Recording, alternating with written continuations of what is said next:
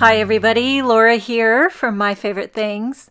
Thank you so much for joining me today. I've got a Halloween project to share with you featuring some of the latest August release goodies. I'm going to start with the Cool Curves Cover-Up Die-namics, and I have 6 shades of purple cardstock. I just went through my stash and I don't know how I did it, but I found 3 shades of purple.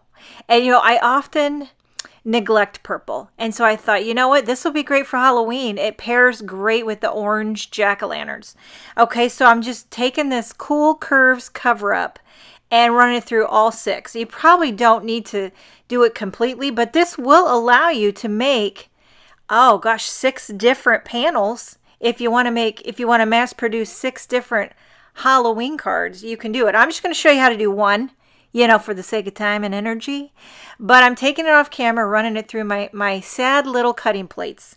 Mama needs to get some new cutting plates. Now I have a panel of white cardstock.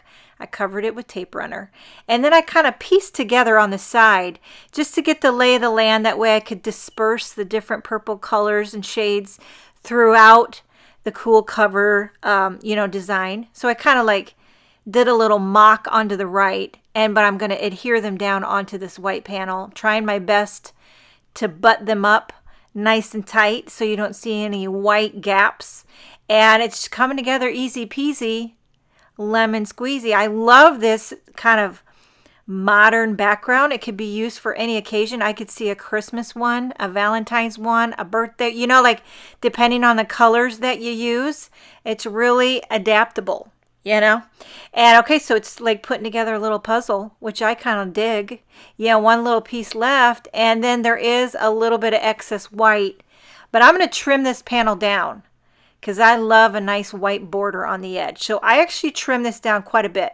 I do an aggressive crop, and I ended up doing about 4 3/4 tall by 3.5 wide, I believe.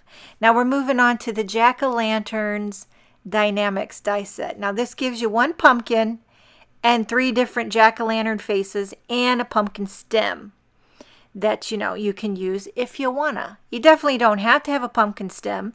When I go to buy pumpkins, which sometimes I lose heart around here because there have been years where somebody in the neighborhood steals my cute little pumpkin off my porch and smashes it out on the road. Has that ever happened to any of you guys? And that really chaps my khakis. It kind of it's a kicker. So you take the risk, putting the pumpkin out there. You never know if those teeny boppers, they're out at night trying to have some fun and they smash people's pumpkins. And I'm not here for that. Okay, so I'm doing the 3 different faces. And then I'm going to take some yellow and die cut 3 of these same little pumpkins. I'm going to put it behind so that it looks like it's got a candle inside. It's glowing. And I did do 3 different shades of orange. You might as well, with all the shades of purple, spice up the oranges too. Go hard or go home. And then I thought, what the hey, if you've gone this far, you might as well do the stems. They do kind of stick up. I'm going to try to tuck them down as low as I can just to leave room. So I decided to pop up the face onto the yellow. It gives that slight bit of shadow that just gets me out of bed in the morning. You know what I mean? Okay, so let's give an update on Hank. Hank the Tank, our little golden retriever. He is almost 3 months old. He's keeping us very busy. I will tell you what, all the kids, their screen time on their little devices is way down because what we do is we sit around and we just stare at Hank. We just stare at him and we give him way too many treats. And now we put a bell on the door and he's learned to just tap the bell if he's got to go potty.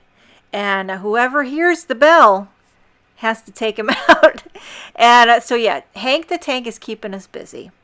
Now, Dad has morning duty, which is about 5 o'clock in the morning. Hank wakes up and he's ready to party. And luckily, Dad is an early riser, so that works out good. Okay, so I'm just using some liquid glue to adhere these pumpkins. I was going to pop them up, but since I already popped up the face, I figured rein it in. Rein it in, Laura. So I'm just using a little liquid glue. You could also use tape runner, whatever you have handy. I really love this Barely Arts glue. I've been using it now for a couple months, and I got to tell you, it hasn't clogged. Hasn't clogged. Now for a sentiment, I'm using this new Itty Bitty Booze. Adorable, clean and simple, no nonsense sentiments for Halloween. And as usual, I like to emboss. I'm doing a couple of sentiments, going to emboss them in white onto black.